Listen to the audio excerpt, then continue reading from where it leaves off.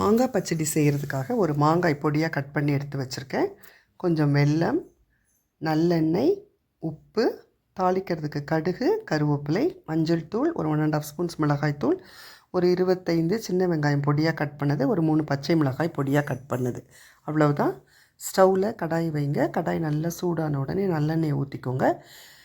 நல்லெண்ணெய் நல்லா சூடான உடனே கடுகு போட்டுடுங்க. கடுகு நல்லா வெடிக்கட்டும்.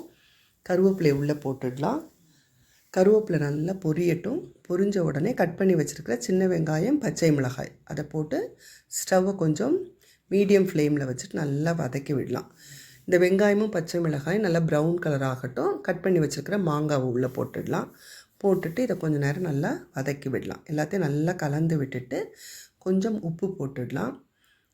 திருப்பி நல்லா கலந்து விட்டுடலாம். கலந்து விட்டுட்டு எடுத்து வச்சுருக்கிற மஞ்சள் தூள், மிளகாய் தூள் அதை உள்ளே போட்டுடலாம். இதோட பச்சை வாசனை போகிற வரைக்கும் லைட்டாக வதக்குனா போதும். மாங்காய் சீக்கிரமாக வெந்துடும். இது நல்லா கலந்து விட்டுட்டு இந்த டைமில் நம்ம வெல்லத்தை பொடிச்சு வச்சுக்கலாம். பொடிச்சு வச்ச வெல்லத்தை உள்ளே போட்டுடலாம். போட்டுட்டாலே மாங்காய் பச்சடி ரெடி ஆகிடும். வெல்லம் போட்டவுடனே ஜஸ்ட் ஒரு 2-3 மினிட்ஸ் வதக்கி விட்டால் போதும். எண்ணெய் நல்லா பிரிஞ்சு வரும். அவ்வளவுதான், சுவையான மாங்காய் பச்சடி ரெடி ஆகிடுச்சு. இதை நல்லா நீங்கள் ஆற வச்சு ஒரு பாட்டிலில் போட்டு ஸ்டோர் பண்ணி வச்சுக்கலாம். சாம்பார் சாதம், ரசம் சாதத்துக்கு தொட்டுக்கிறதுக்கு ரொம்ப சூப்பராக இருக்கும். ஒரு ஸ்வீட் டேஸ்ட்டும் வரும், லைட்டாக காரமும் இருக்கும். பார்க்குறதுக்கும் அழகாக இருக்கும், சாப்பிட்றதுக்கும் ரொம்ப டேஸ்ட்டாக இருக்கும். கட்டாயம் இதை மாதிரி நீங்கள் செஞ்சு பாருங்கள், என்ஜாய் பண்ணுங்கள்.